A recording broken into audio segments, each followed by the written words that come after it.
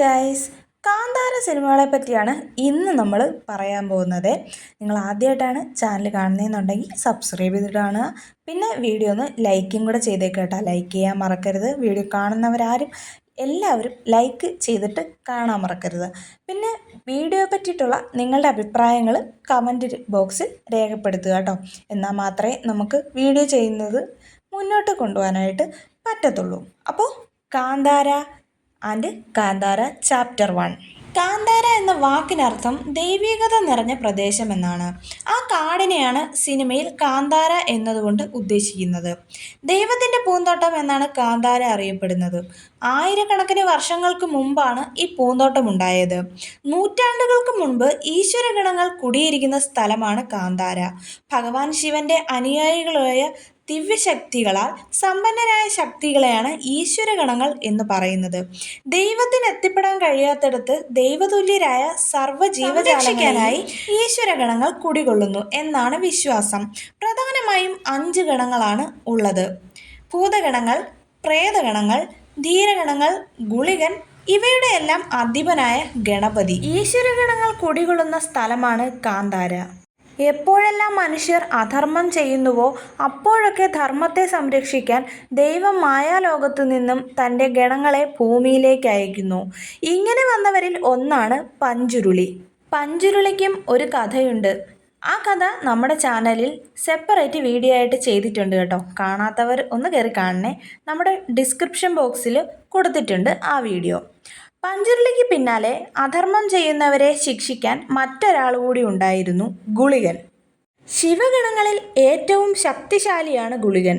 മറ്റു ഗണങ്ങളെ കൊണ്ട് സാധ്യമാകാതെ വരുന്നത് സാധ്യമാക്കാൻ ഗുളികൻ വരും. അസുര നിഗ്രഹണമാണ് ഗുളികൻ്റെ നിയോഗം. അത് കാന്താര സിനിമയിൽ കാണിക്കുന്നുണ്ട്. ഇതിൽ ആദ്യം വരുന്നത് പഞ്ചുരുളിയും അവസാനം വരുന്നത് ഗുളികനുമാണ്. അധർമ്മം ചെയ്യുന്നവർക്കൊരു മുന്നറിയിപ്പായാണ് പഞ്ചുരുളി ആദ്യം വരുന്നത്. ചെയ്ത തെറ്റുകളെ പറ്റി പറഞ്ഞ് ആദ്യം ഒരു മുന്നറിയിപ്പ് കൊടുക്കും.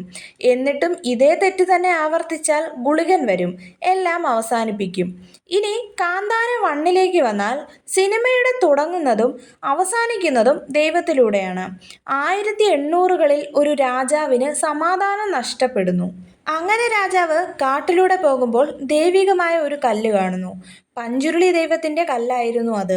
ആ രാജാവിന് വല്ലാത്ത ആശ്വാസം കിട്ടുന്നു. രാജാവ് ആ വിഗ്രഹം കൊട്ടാരത്തിലേക്ക് കൊണ്ടുപോകാൻ ആഗ്രഹിക്കുന്നു. ആ വിഗ്രഹത്തെ ആരാധിക്കുന്നവർ അവിടെ വരികയും അവരിൽ ഒരാളിലൂടെ പഞ്ചുരുളി ദൈവം സംസാരിക്കുകയും ചെയ്യുന്നു: ഞാൻ നിന്റെ കൂടെ വരാം. അതിനു പകരം ഈ കാട് ഇവിടെയുള്ളവർക്ക് വിട്ടു നൽകണം. ഈ ഉടമ്പടിക്ക് രാജാവ് തയ്യാറാവുകയും ചെയ്യും. വർഷം 1970. രാജാവ് കൊടുത്ത വാക്ക് രാജാവിൻ്റെ പിൻഗാമികൾ ലംഘിക്കുന്നത് കാണിച്ചുകൊണ്ടാണ് കഥ ആരംഭിക്കുന്നത്. ആ കാട് പിൻഗാമികൾ പിടിച്ചടക്കാൻ ശ്രമിക്കുന്നു. ദൈവം കോപാകുലനായി കാട്ടിലേക്ക് ഓടുന്നു. ഒരു പ്രത്യേക സ്ഥലത്തെത്തിയതും അവിടെ ഒരു ഗോളം ഉണ്ടായി ദൈവരൂപം കെട്ടിയ ആൾ അപ്രത്യക്ഷനാകുന്നു. അവിടെ നിന്നും കഥ അടുത്ത തലമുറയിലേക്ക് മാറുന്നു. ശിവ. ഇതേ കഥ തന്നെ അടുത്തതിലും സംഭവിക്കുന്നു.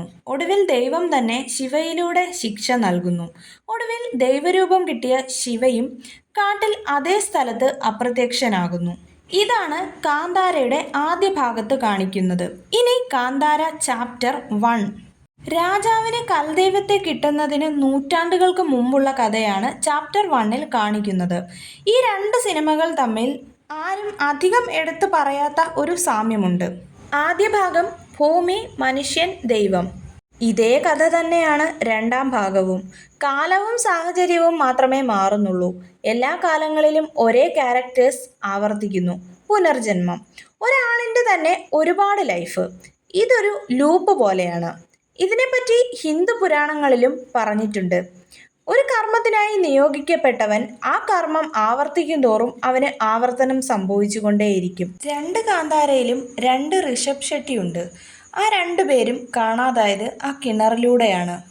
ഇത് ഒരു ലൂപ്പാണ്. പുരാണങ്ങളിലും ഇങ്ങനെയുണ്ട്. അത് സംഭവിക്കുന്നത് നമ്മുടെ ഹനുമാനാണ്. ആ ഒരു കഥ നമുക്ക് വേറൊരു വീഡിയോയിലൂടെ പറയാം കേട്ടോ. കാന്താരയിലും രാമായണത്തിലും ഒരുപോലെ വരുന്നത് ഒരു ഭൂഗർഭ ലോകമാണ്, അതായത് ഭൂമിക്കുള്ളിലെ മറ്റൊരു ലോകം. കാന്താരയിലെ ഭൂഗർഭ ലോകത്ത് അതിനുള്ളിൽ കാവലിരിക്കുന്നത് ഭഗവാൻ ശിവന്റെ ഭൂതഗണമായ ബ്രഹ്മരക്ഷസാണ്. കാന്താര സിനിമയിൽ അവസാനം ഭഗവാനോടൊപ്പം വാസുകി സർപ്പത്തെ കാണിക്കുന്നു. ഭാഗ്രയിൽ ബന്ധിച്ചിരുന്ന പഞ്ചുരുളി ദൈവത്തെയും ഗുളികനെയും മോചിപ്പിക്കാനായി ബർമ്മ ആ കുഴിയിലേക്ക് ചാടുന്നു. ആ കുഴി പാതാള ലോകം ആകാനാണ് സാധ്യത. ഭൂമിയിലെ ദൈവത്തിന്റെ രഹസ്യങ്ങൾ മറഞ്ഞിരിക്കുന്ന ഒരു ലോകമായി പാതാള ലോകത്തെ പുരാണങ്ങളിലും പറയുന്നുണ്ട്. അവിടെ എത്തിയ ബർമ്മയെ ബ്രഹ്മരക്ഷസ് തടയാൻ ശ്രമിക്കുന്നു. ശിവന്റെ ശൂലമെടുത്ത് ബർമ്മ തറയിൽ കൊത്തുമ്പോഴാണ് അവൻ ദൈവാംശം ആണെന്ന് ബ്രഹ്മരക്ഷസിന് മനസ്സിലാകുന്നത്. ശിവഗണങ്ങൾക്ക് മാത്രമേ ശൂലം ഉപയോഗിക്കാൻ കഴിയൂ. ബർമ്മ ശൂലം തറയിൽ കുത്തുമ്പോൾ ബന്ധനങ്ങൾ തകരുന്നു. ഇവിടെ ശിവയെ കാണിച്ചിരിക്കുന്നത് ശിവഗണമായിട്ടല്ല, മറിച്ച് ശിവനായിട്ടാണ് കാണിച്ചിരിക്കുന്നത്. സർപ്പം ബർമ്മയുടെ ശരീരത്തിൽ കയറി ശിവചൈതന്യം കാണിക്കുന്നു. പാതാളം കാക്കുന്ന വാസുകിയെയും ബ്രഹ്മരക്ഷസിനെയും ആ കിണറിൽ കാണിക്കുന്നുണ്ട്. കാന്താരയിലെ കിണറും പാതാളവും ഒന്നാവാനാണ് സാധ്യത. ഓരോ കാലങ്ങളിലും ഓരോ സംഭവങ്ങൾ നടക്കും തോറും അവതാര ലക്ഷ്യം കഴിഞ്ഞ ഋഷഭ് ഷെട്ടിയുടെ അവതാരം ആ കിണറിലൂടെ മായയായി പോകുന്നു. ഇവിടെ ഇതുകൊണ്ട് ഉദ്ദേശിക്കുന്നത് അവതാര ലക്ഷ്യം പൂർത്തിയായ ആൾ കാലചക്രത്തിലേക്ക് മടങ്ങിപ്പോയി എന്നാണ്. രണ്ട് കാന്താരയിലും ഇതേ കാര്യം തന്നെയാണ് കാണിക്കുന്നത്. ഇതൊരു ലൂപ്പായി സംഭവിക്കുന്നു. ഇതിന്റെ കേന്ദ്രം ആ പാതാളമാണ്. ഇനിയുള്ള ഒരു ചോദ്യം, ബർമ്മ ഏത് ഗണമാണെന്ന്. എല്ലാ ഗണങ്ങളും ബർമ്മയിൽ വന്നു പോകുന്നുണ്ട്. അപ്പോൾ സർവ്വഗണങ്ങൾക്കും അധിപനായ ഗണപതിയുടെ അവതാരമാവാം ബർമ്മ. കാന്താരയുടെ തുടക്കത്തിൽ ബർമ്മയെ എങ്ങനെ കിട്ടിയെന്ന് കാണിക്കുന്നുണ്ട്. ബർമ്മ എന്ന പേര് എങ്ങനെ കിട്ടിയെന്നും മൂലസ്ഥാനത്തു നിന്ന് കിട്ടിയ കുഞ്ഞായതുകൊണ്ടാണ് ആ കുഞ്ഞിന് അവർ ബർമ്മ എന്ന് വിളിച്ചത്. എന്താണ് മൂലസ്ഥാനം? കാന്താര ഈശ്വര സാന്നിധ്യമുള്ള ഒരു സ്ഥലമാണ്. സാധാരണ ഈശ്വര സാന്നിധ്യമുള്ള സ്ഥലങ്ങളിൽ, അതായത് അമ്പലങ്ങളിൽ, മൂലസ്ഥാനത്ത് പ്രതിഷ്ഠിച്ചിരിക്കുന്നത് ഗണപതിയെയാണ്. അപ്പോൾ ബർമ്മ ഗണപതിയുടെ അവതാരമായാണ് സാധ്യത. സർവഗണങ്ങൾക്കും അധിപനായ ഗണങ്ങളുടെ പതിയായ ഗണപതി. അതുകൊണ്ടാവാം ബ്രഹ്മരക്ഷസും പോലും ബർമ്മയെ ശിവനായി കണ്ട് കൈകൂപ്പുന്നത്. കാരണം ഗണപതി ശിവന്റെ മകനാണ്. അസുര നിഗ്രഹണത്തിനായി ശിവൻ ഗണങ്ങളെ സൃഷ്ടിച്ചത്. ആ ഗണങ്ങൾക്ക് അധിപനായാണ് മകൻ ഗണപതിയെ ചുമതലപ്പെടുത്തിയത്. ഭൂതഗണങ്ങളെ കൊണ്ട് അസുര നിഗ്രഹണം സാധ്യമാകാതെ വരുമ്പോൾ ഗണപതി വരും.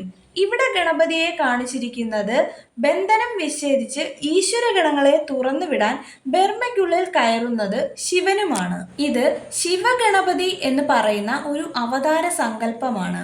അതായത് ഗണപതി ശിവന്റെ ശക്തിയിൽ പ്രത്യക്ഷപ്പെടുന്ന രൂപം. ഇവിടെ കാന്താരയിൽ ബന്ധനം വിച്ഛേദിച്ച് ഈശ്വരഗണങ്ങളെ പുറത്തു കൊണ്ടുവരാൻ വേണ്ടി മാത്രമാണ് ഈ രൂപം വരുന്നത്. ഇനി അടുത്ത ഭാഗങ്ങളിൽ ഇതിനേക്കാൾ വലിയ രീതിയിൽ കാണാം. ഇനി നടക്കുന്നതും മുമ്പ് നടന്നതും ദൃശ്യമാകും എന്ന് പറഞ്ഞാണ് കാന്താര ചാപ്റ്റർ 1 അവസാനിക്കുന്നത്. കാന്താര ചാപ്റ്റർ 3യിൽ ആ കിണർ മൂടപ്പെട്ട കഥയാണ്. കാലാന്തരങ്ങളിൽ പാതാളവും മായയായി മാറിയ കഥയുണ്ട് നമ്മുടെ പുരാണത്തിൽ. നിങ്ങൾക്ക് ഈ വീഡിയോ ഇഷ്ടപ്പെട്ടാൽ ലൈക്ക് ചെയ്യുക, ഷെയർ ചെയ്യുക, സബ്സ്ക്രൈബ് ചെയ്യുക. വീഡിയോ പറ്റിയിട്ടുള്ള നിങ്ങളുടെ അഭിപ്രായങ്ങളൊക്കെ കമൻറ്റ് ബോക്സിൽ രേഖപ്പെടുത്താനും മറക്കരുത്. അടുത്തൊരു വീഡിയോയിൽ വീണ്ടും കാണാം. ബൈ.